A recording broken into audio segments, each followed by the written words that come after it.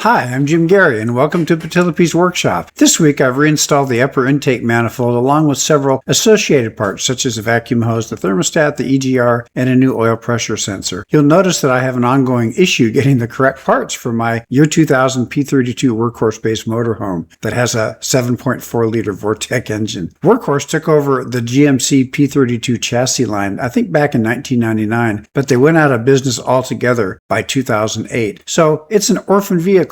And most vendors don't even have listings for Workhorse, but they'll often say a part isn't compatible when it might be. They just don't have the Workhorse listings. Other times vendors will say a part fits my engine, but when I get it, it's for a smaller Vortec engine and thus it won't fit. Other times I simply make mistakes in my ordering. The best thing for me is to look for engine parts for like a 1999 GMC Sierra 2500 or 3500 with a 7.4 liter Vortec. The few places that support Workhorse at all usually don't even have the parts I need, or they're super expensive. And I try to order from Amazon whenever possible because of their great return policy. And I also try to get the parts right when I need them, so if they don't fit, I can still return them easily. Please remember that I'm a biologist, I'm not a mechanic, so please consult a professional prior to taking on projects like this. And as always, I welcome any comments or suggestions you might have, and look for links to my other videos in the description below. And thanks to you, I've passed 500 subscribers this past week. So now please like and subscribe, and I'll get on with the video.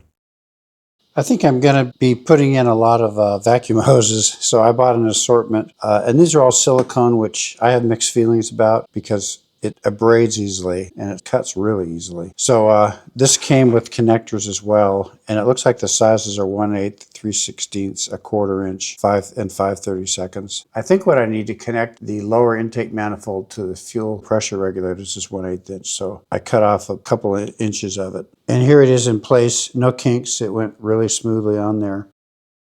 So the next thing on the agenda is to clean up this upper intake manifold, and it's kind of a mess. There's just a lot of dirt, so I'm going to clean it, scrub it really well. And I've got some new parts for it also, but I just want to point out that this is a vacuum connection here, and I've got a tag on it which will probably come off when I clean it. And I've got a connector that connects down in here and goes over, and this connects somewhere in the front of the engine. So I want to make sure I keep track of those. There's some wiring, harness, fasteners, and all that kind of stuff. If you turn it around, here's the throttle body, and I'm just going to clean it. There's the here, but I want to cover it up so I don't get a bunch of stuff inside there. And here's some wiring connectors that I got to be careful about. There's one here and there's one here.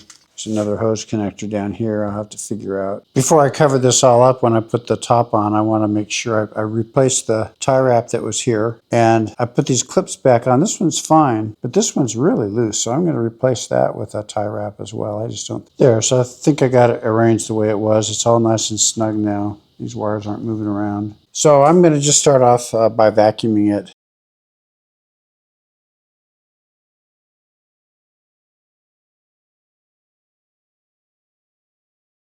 Now I'd noticed in preparation I was counting the bolts and I was short one bolt, and this is where it is. I just didn't get it out from underneath there. So I think this is the EVAP purge valve, and there was a vacuum tube here that was in the way, so I couldn't get this bolt out. So I just unbolted this, and all I see in it is there's a O-ring here which I can replace. I think that's an O-ring, and then I can put it back on afterwards. The bottom of this is fairly clean, so I'm going to go ahead with my Formula 88 degreaser cleaner.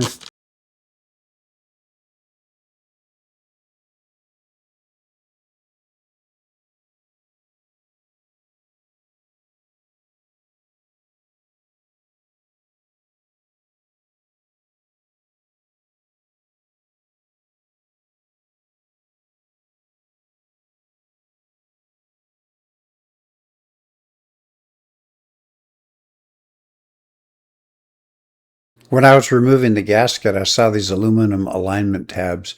They originally helped keep the gasket aligned with the bolt holes, but they don't seem to be used anymore. The new gaskets didn't have them. Now the manuals didn't say to put any sealant on here, so I don't think there's supposed to be any, but yet it seems to be. It's coming off pretty easily. Got to take care that I don't gouge up the aluminum face. It came mostly off, but there were some pieces still on there that I'm going to have to remove. Let's try the other side. Okay, so that's off. I've been trying a couple different things. This side I used denatured alcohol. This side I used mineral spirits. And I'm just trying to see which softens this material up the most. And this side, denatured alcohol seems to be doing pretty well. I just don't want to gouge the aluminum, but this gasket's really on there. And this side I tried mineral spirits. Let's see what happens there. And then I also tried my wire wheel. Trouble with the wire wheel is it's got to go all the way through the whole thing, the thickness. It's going to take a while, so I'm just showing you how I got it started. So I got it all clean, pretty much, and it took about an hour altogether, maybe an hour and 15 minutes. Just no easy way to do it, but the main thing is not to scratch or mar the surface, but to get all the material off. So I brushed out the inside of this, and now I'm just going to blow air. So I flipped it over. Now I'm going to do it again. Here's the gaskets. Again, they came with from the people that rebuilt the motor in a set. So I set these on. So I saved the bolts. Here they all are. So I'm going to go clean them off on the wheel. And I also had to buy thread locker red, high temperature. It's not, there's several thread locker reds, but the specifications were for the high temperature version. And they gave the GM number, but I cross-referenced it on the Permatex website, and it cross-references to this. So I'm going to go ahead and clean these bolts off. We can get on with aligning the gasket and getting it all. Yep, that's perfect. So it sets in there. So I'm going to go ahead and fiddle with the gasket, get everything lined up. 1, 2, 3, 4 holes on each side. And I'm looking in, these seem aligned pretty well. So I'm going to put the bolts without any sealant on them yet, just to hold everything in place. So now that'll hold it this side in place while I do the other side. So I think it's set in the right place. It's down firm. So I'm going to take the 4 bolts I didn't put in and put on the thread blocker red high temperature, and they said 8 to 9 threads. And I'll put these down in the holes that don't have the bolts. I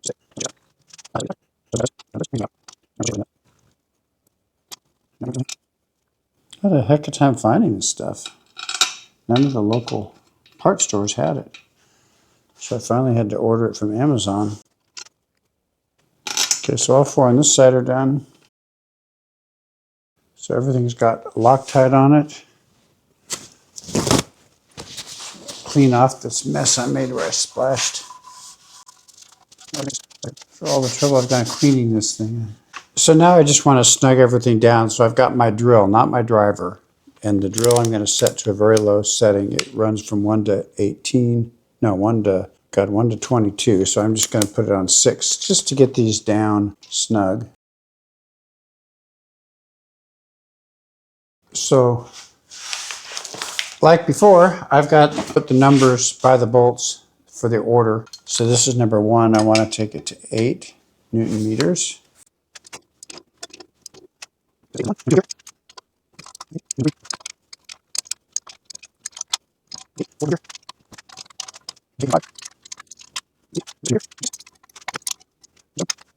And last but not least, number 8. Okay, so now I start over. This time I go to 18.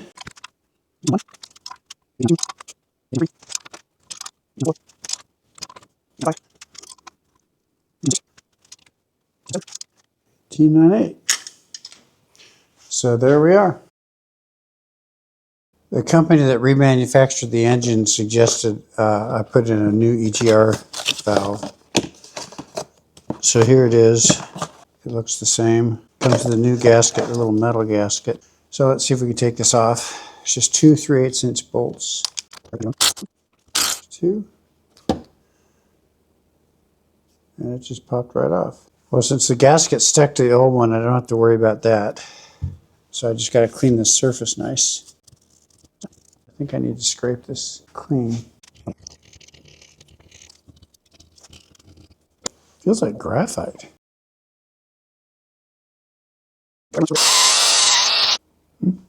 pretty clean in there. One side of the gasket's kind of bumped out a little bit, and the other side's bumped in. So I checked, and the embossed side, that's the side that's raised, goes toward the engine. And I made double sure there's not supposed to be any gasket compound or anything on there. So I'm just going to hand tighten this. So it's loosely on there. I'll go look up the torque specs. The two bolts holding the EGR on are supposed to be at 22 Newton meters. That's 22 on that one. So that's 22 Newton meters, so that's all ready to go. I just installed this EGR, and I noticed that the connector here faces the front of the engine, whereas the original one, the electrical connector faced down. So that led me into a rabbit hole, but this is not the right one for my vehicle. This is for smaller Vortec engines. I need to get one like this, and it turns out what I need is a Delphi EG 1021. So I've ordered one, and when I get it, I'll pop this off. I can't return this, it's too late. I've had it for several months, but I'll try to sell it on Facebook. It's unused. When I took out my EVAP purge valve, you can see right here there's a place for an O-ring to go, and for some reason it's blue inside. And the O-ring that I took off of there is right here, so it's blue. But also, if you look where it goes, in the manifold, you can see there's blue in there too. And that just seems to be coloring it. It's not something I can pick out or anything. So I think it's just telling you that you need a Viton O-ring. I'm not so sure. And it does have to be a Viton O-ring. The most common kind of O-rings are nitrile O-rings, and this is an assortment that I own. I've got these in metric as well as SAE. They're handy to have because it's always hard to find the right one. And as you see, there's a whole bunch of sizes up here and bigger ones down here. But we don't want nitrile, we need Viton. We've got to make sure we get Viton O-rings, because Viton O-rings are impermeable or they're resistant to gasoline and oil and things like that. And in the old days, they were colored blue.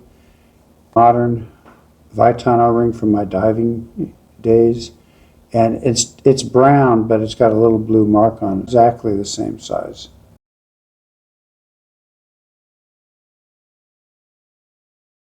So this is the thermostat housing lid, I guess, and here's the new thermostat. I had bought the wrong one before, and this is the correct one. It's got the seal here, black rubber seal. It's got goes around both sides of that rim, metal rim. The pointy end goes up, just like on a rocket. This pointy thing here goes forward. This goes back, so this will tilt back slightly toward the engine as opposed to put it this way where it would tilt slightly toward the front. So it goes that way. And here's the two studs. One of them has a nut and a washer for a clamp. And then we also need a gasket. So here's a packet of gaskets I bought. And so that fits. Don't use gasket sealer, it didn't seem like. So let's go put this in, and this gets torqued to 37 Newton meters. So I'll set the thermostat in, pointy end up. It fits in nicely. Here's the gasket. I already cleaned everything. And this pointy end here goes forward. I had to look at some old videos to be sure. Torque wrench. So I could take it to 15 or so Newton meters. It's 20. Now we'll go to 37. Okay, I think that's good. Just put a little tape over it for now, but we're making good progress. If you've been watching my channel, you probably know that my oil pressure sensor got broken, or fell apart actually when I took it out. Maybe I did it, I'm not sure. And I needed a part, and this is the correct part. It's for the 7.4 liter Vortec engine is GM 19244-500. Here's the one that came out from that box, and it looks pretty much identical to the one that was in there. And this is 1/4 inch NPT pipe thread. And I had originally got one with a similar number. It was 19244-505, and that was the wrong one. That's for some other smaller Vortec engines. But this 19244 is the one I needed. So it's ready to go. It's got thread sealant on it already. So I'll just take out the bolt that was plugging the hole, and we'll just thread this in. There it goes. Just an odd angle to catch. And then there's a special socket. So this is the one I used to take it out. So I got to find out what torque it's supposed to be. It's supposed to be 30 Newton meters, and they warn you not to over tighten it because you can break it or strip the threads. And you know what? I see why I broke it when I took it out. There isn't clearance for this socket to go all the way in. So right there you can see it's run right up against the block there. So what I ended up doing is I went on the grinder and just ground a slight angle at the end here. So the outside diameter was 34 and now it's a little bit less than 33. So let's see if that'll let me get the torque set.